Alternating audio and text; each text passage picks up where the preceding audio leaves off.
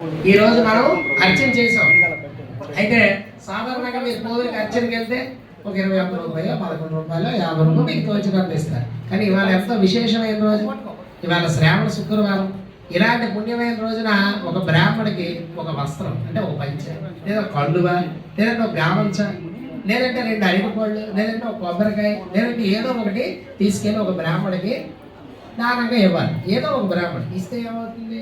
బ్రాహ్మణ ఆశీర్వచనం బ్రహ్మ ఆశీర్వచనం. అందుకే ఆలయాల్లో ఎటువంటివైనా ముందు చేసినప్పుడు మీరు అక్షతలు తీసుకెళ్ళి ఆయన చేత వేయించుకోవాలి. ఆశీర్వచనం నిర్మలమైన మనస్సుతో మన ఆలయంలోనే నిత్యము కూడా కుంకుమార్చన చేస్తున్నారు. రోజు ఈ రోజు ఎంత విశేషంగా అమ్మవారికి ఇది తీసుకొని వచ్చారు కాబట్టి మీ అందరూ ఇప్పుడు 11 సార్లు నేను చెప్పిన మంత్రం చదివితే ఆ అమ్మవారు పూర్తి సంతృష్టురాలు అవుతారు. అది అయిన తర్వాత మనం ధూపం వేయడం, దీపం చూపించడం, నైవేద్యం పెట్టడం, హారతి, దాని తర్వాత మంత్రపుష్పం, అప్పుడు మీకు అందరికీ పువ్వులు ఇస్తాను. నేను చెప్తాను అదే ఎంత దూరం తీసుకొచ్చి అదే మంత్రి గారు దక్షిణ మర్చిపోతారేమో ఆయన గుర్తు చేస్తున్నారు, నేను మర్చిపోను. వాసభంగదేమో ఆయన అమ్మవారికి ఇష్టమైంది దిగంబర దిగంబర శ్రీపాద వల్లభ దిగంబర. ఈ ఒక్క నామమే 11 సార్లు మనం నిదానంగా చదువుతాం.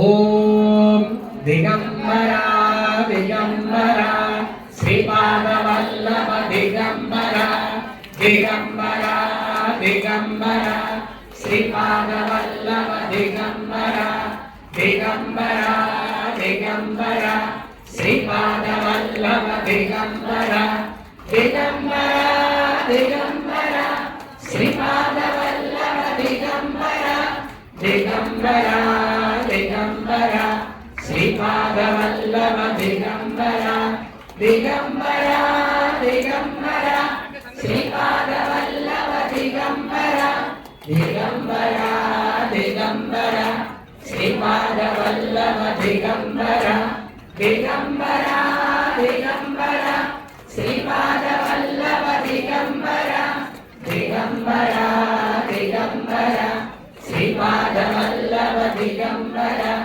దిగంబర దిగంబర శ్రీపాద వల్లభ దిగంబర దిగంబర దిగంబర శ్రీపాద వల్లభ దిగంబర దిగంబర దిగంబర శ్రీపాద వల్లభ దిగంబర దిగంబర దిగంబర శ్రీపాద వల్లభ దిగంబర దిగంబర దిగంబర శ్రీపాద వల్లభ దిగంబర దిగంబర దిగంబర శ్రీపాద వల్లభ దిగంబర దిగంబర దిగంబర శ్రీపాద వల్లభ దిగంబర